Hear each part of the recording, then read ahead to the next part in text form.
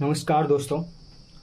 जैसे कि आप जानते हैं यूपीएससी सिविल सर्विसेज का जो सिलेबस है वो समझना थोड़ा मुश्किल लगता है और इस वीडियो में इसी को हम आसान बनाने वाले हैं। सबसे पहले तो मैं आपको बता दूं, शिल्पी प्रकाशन की बुक है, इसमें सिविल सर्विसेज के रूल्स एंड सिलेबस दिया गया है। सबसे पहले तो आपके लिए ये जानना ज़रूरी है कि सिविल सर्विसेज का मतलब सिर्फ IAS या IPS ही नहीं होता। इसका मतलब इसमें 24-25 करीब सर्विसेज होती हैं। प्रीलिम्स के लिए सेंटर कहाँ बनाए जाते हैं उसके लिए ये दिए गए हैं, जैसे अगरतला, आगरा, अजमेर, इस टाइप से ये काफ़ी सारे हैं। और मेंस के लिए स्पेशली आप देख सकते हैं देहरादून भी है, भोपाल भी है। और इनके लिए जो एज लिमिट है, सबसे पहले इसके लिए एलिजिबिलिटी क्या होनी चाहिए, इंडियन सिटीजन रहे, वो तो लगभग सभी होंगे, और ग्रेजुएशन कंप्लीट किया हुआ हो। और आप एज लिमिट देख सकते हैं, इसमें मिनिमम 21 साल रहनी चाहिए और मैक्सिमम 32 साल, वो भी ये जनरल के लिए दी गई है। और इसमें हम अटेम्प्ट की बात करते हैं तो SC ST के लिए अनलिमिटेड, OBC के लिए 9 और जनरल यानी अनरिजर्व के लिए 6 रहते हैं। प्री के लिए सिलेबस देखते हैं।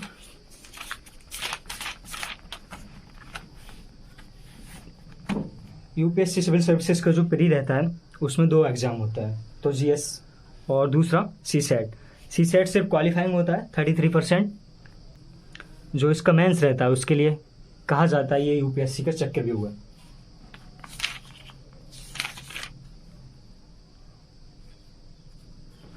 मेंस के बारे में हम फिर किसी दूसरी वीडियो में बात करेंगे।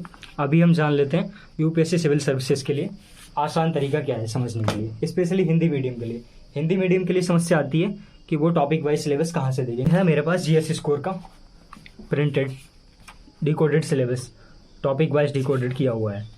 इसमें आप देख सकते हैं history, medieval India, modern history, post independence India और इंडियन कल्चर, वर्ल्ड हिस्ट्री। यहाँ आप देख सकते हैं ज्योग्राफी का भी टॉपिक वाइज दिया गया है, इकोनॉमिक ज्योग्राफी,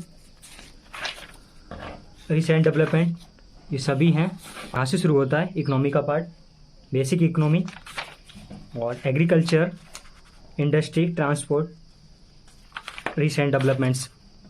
यहाँ से शुरू होता है साइंस एंड टेक का, इसमें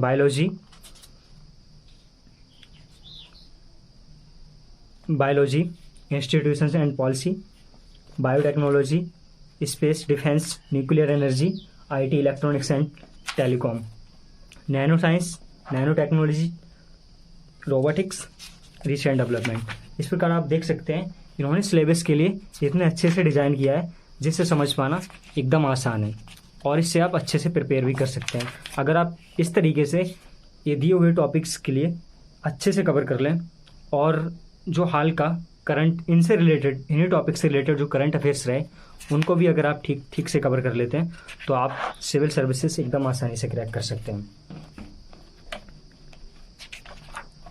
Indian society, features and social justice, इसमें भी आप देख सकते हैं एकदम बहुत अच्छे से इन्होंने सिलेबस के लिए डिकोड किया हुआ है। ये topic wise syllabus Hindi medium के लिए मैंने काफ़ी सर्च किया, लेकिन हिंदी मीडियम के लिए किसी भी कोचिंग सेंटर, किसी भी वेबसाइट पर उपलब्ध नहीं हुआ। इसके लिए मैं आपके लिए एक बेहतर सुझाव देना चाहता हूँ।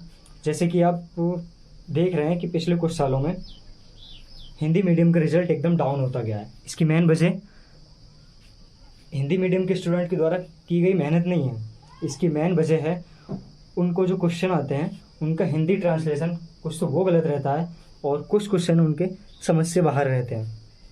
तो इसके लिए सबसे बेहतर सॉल्यूशन यही है कि जो क्वेश्चन के कीवर्ड्स हों और सिलेबस, इन सब के जो कीवर्ड्स रहते हैं उनको इंग्लिश में पता होना बहुत ज़रूरी है। अगर आप ये सब इंग्लिश में आपको पता रहेगा तो उसके लिए आप ठीक से समझ सकते हैं। हिंदी मीडियम है ना, जो प्रीलिम्स में ही जब क्वालिफाई नहीं कर पा रहे हैं तो मेंस में क्वालिफाई कहाँ से कर पाएंगे।